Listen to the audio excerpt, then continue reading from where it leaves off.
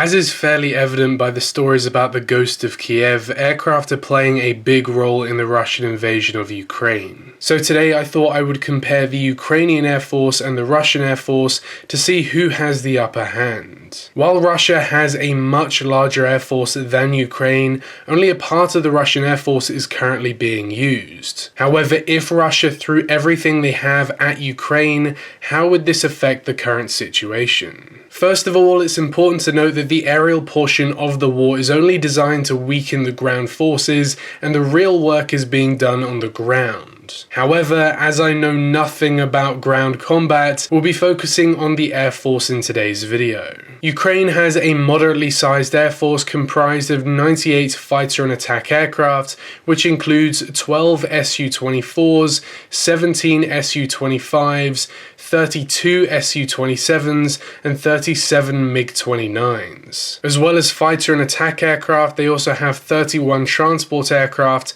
including 7 IL-76s, 22 Antonov 26s, just 1 Antonov 70, and 3 Antonov 30 surveillance aircraft. They then also have 15 Mi-8 helicopters, 72 RQ-11 Ravens, and 6 TB-2 UAVs. However, this unfortunately pales in comparison to the 1,397 fighter and attack aircraft Russia have at their disposal. They have 8 MiG-35s, 103 Su-35s, 119 Su-30s, 131 MiG-31s, 133 Su-34s, 172 Su-27s, 193 Su-25s, 259 MiG-29s, and 274 Su-24s. But the aircraft Ukrainian fighter pilots probably have to fear the most is the Su-57. Russia do only have 5 of these in service,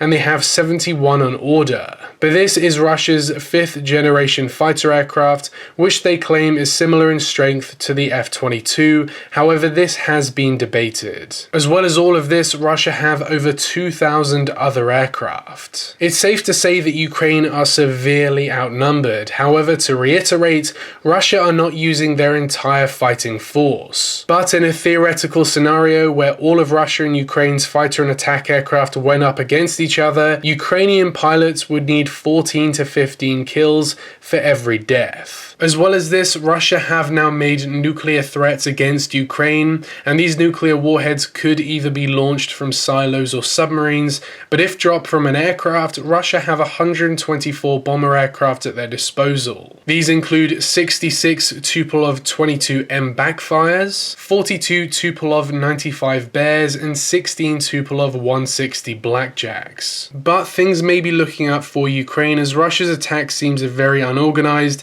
and if NATO do get involved, that's a heck of a lot more fighting force.